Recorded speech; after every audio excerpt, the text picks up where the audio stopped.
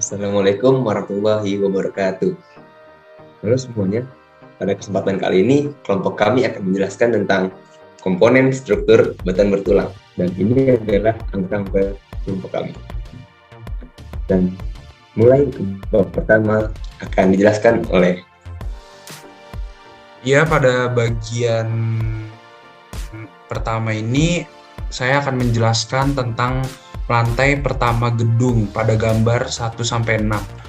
Memiliki desain plat dan balok di mana plat membentang antara balok yang pada gilirannya memberikan beban ke kolom. Beban kolom diterapkan untuk menyebarkan pijakan yang mendistribusikan beban di atas area tanah yang cukup untuk mencegah kelebihan beban dari tanah. Pada perimeter bangunan tersebut, beban lantai didukung baik secara langsung pada dinding seperti yang ditunjukkan pada gambar 1-6 atau pada kolom eksterior seperti yang ditunjukkan pada gambar 1-7. Dinding-dinding atau kolom pada gilirannya didukung oleh dinding basement dan fondasi dinding. Plat lantai pertama dan kedua pada gambar 1-6 diasumsikan memikul beban dalam arah utara selatan arah. Lihat panah arah ke balok atau balok yang membawa beban timur sampai barat arah ke balok, gelagar kolom atau dinding lainnya. Disebut sebagai plat satu arah tindakan dan analog dengan lantai kayu di sebuah rumah.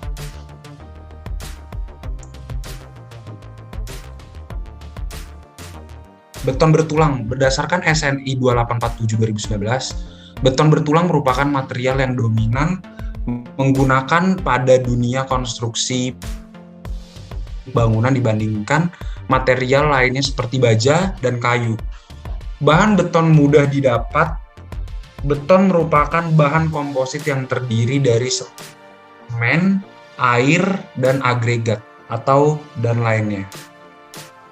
Pada gambar ini saya akan menjelaskan bagaimana proses terjadinya beton. Dari beton ke material komposit. Dari material komposit terdapat ada 3.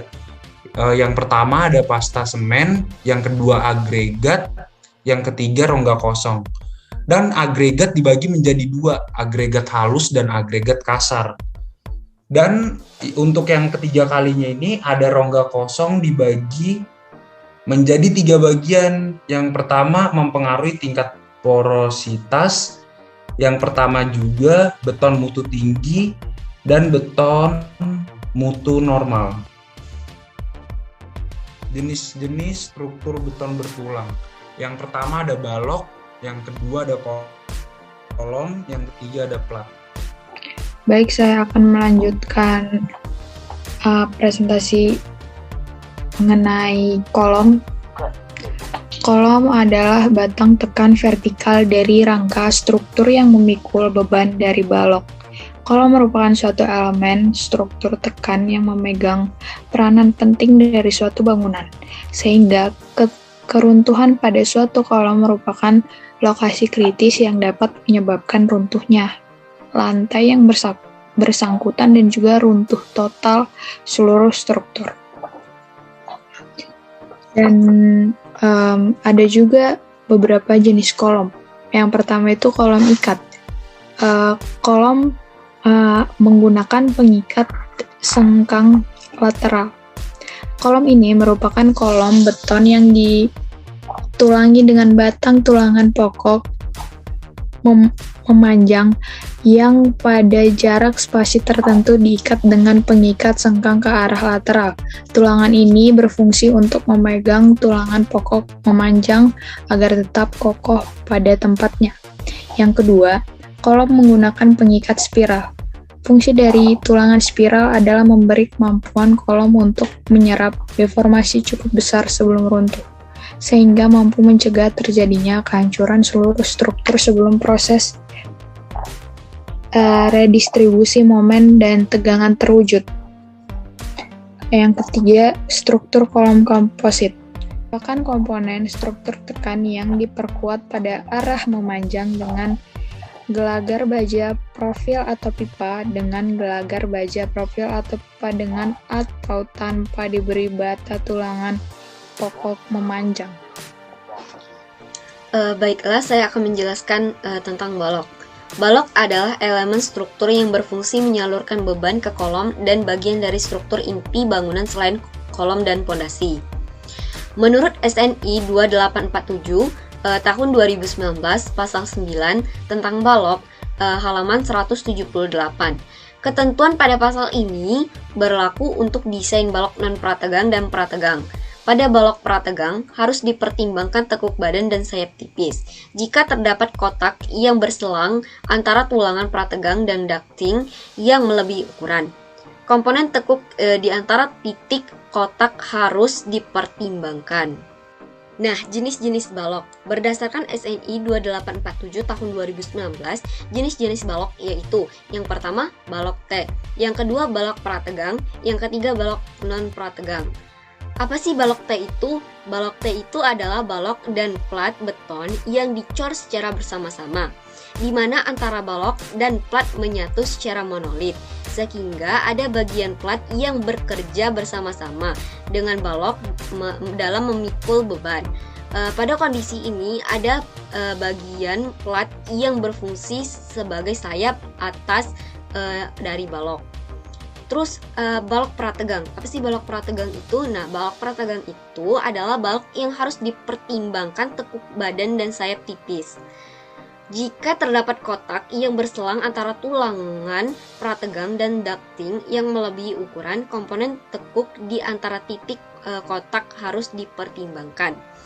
Nah, untuk balok prategang itu adalah balok yang tidak tertumpu atau melekat pada partisi atau konstruksi lain yang mungkin rusak akibat lendutan yang berat. Ketebalan keseluruhan plat H tidak boleh kurang dari batas minimum.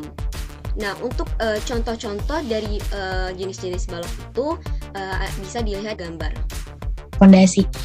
Menurut SNI 2847 tahun 2019 halaman 259 pasal 13 pondasi.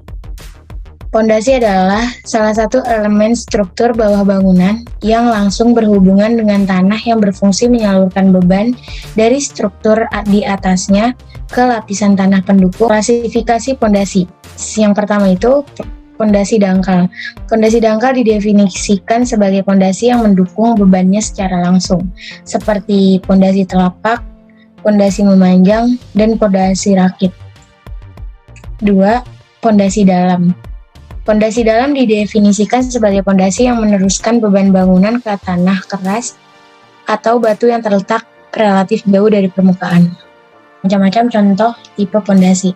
Yang pertama ada pondasi telapak, yang kedua ada pondasi memanjang atau batu kali, yang ketiga ada pondasi rakit atau rough foundation atau mat foundation, yang keempat pondasi sumuran, yang kelima pondasi tiang, keenam tiang pancang kayu, yang ketujuh tiang pancang beton pracetak, yang ke-8 tiang pancang baja, yang ke-9 pondasi piers, yang ke-10 ada pondasi cage. Saya akan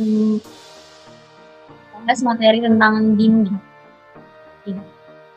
Adalah suatu struktur padat yang membatasi dan kadang melindungi suatu area, serta membatasi suatu bangunan dan menyokong struktur lainnya.